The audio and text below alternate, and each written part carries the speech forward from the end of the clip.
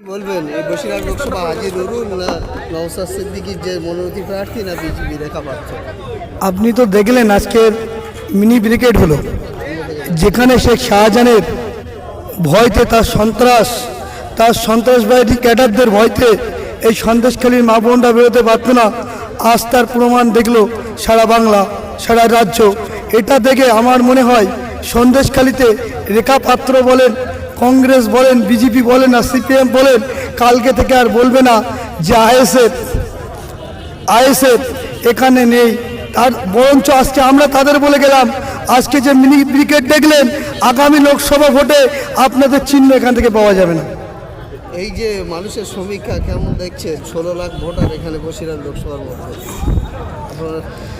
16 lakh voter Basirhat লোকসভার ভিতরে। আমরা আশা করছি এই লোকসভা ভোটে তানাদের মূল্যবান ভোট তানারা দেবেন। কারণ সন্দেশখালী থেকে একটা আওয়াজ উঠেছে, আপনারা জানেন, বলছে টাকা খেলি, কয়লা খেলি চুরির বালি, আর মা বোনদের বাদ দিলি না, আর বলছে সন্দেশখালী। তাই আজ থেকে বলে যাচ্ছি, এখান থেকে আমরা প্রচুর ভোটে লিড করব।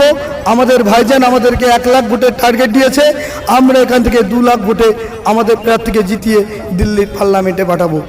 আজ নওশাদ সিদ্দিকী এখানে আসলেন এবং মাতিয়ে দিলেন সবাকে, এবং শেষে তিনি একটাই বার্তা দিলেন সন্দেশখালীবাসীর উদ্দেশ্য, 1 লাখ ভোটের ব্যবধানে তারাকে জেতানোর জন্য একটা আহ্বান করবেন। কী বলবেন, এটা কি পারবেন?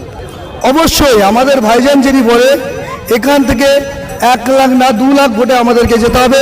আমরা 100-এ আমাদের 100 দিয়ে চেষ্টা করব। বাকিটা ভারতবর্ষের সংবিধান বলবে, ভারতবর্ষের নাগরিক বলবে, তাদের ভোটদানের অধিকার যেন দেওয়া হয়। তারা যদি স্বচ্ছভাবে ভোট দিতে পারে, আমরা এখান থেকে 2 লাখেরও বেশি ভোটে এখান থেকে আমাদের প্রার্থীকে জিতিয়ে দিল্লি পার্লামেন্টে পাঠাতে পারবো। আপনি কোথায় থেকে এসেছেন?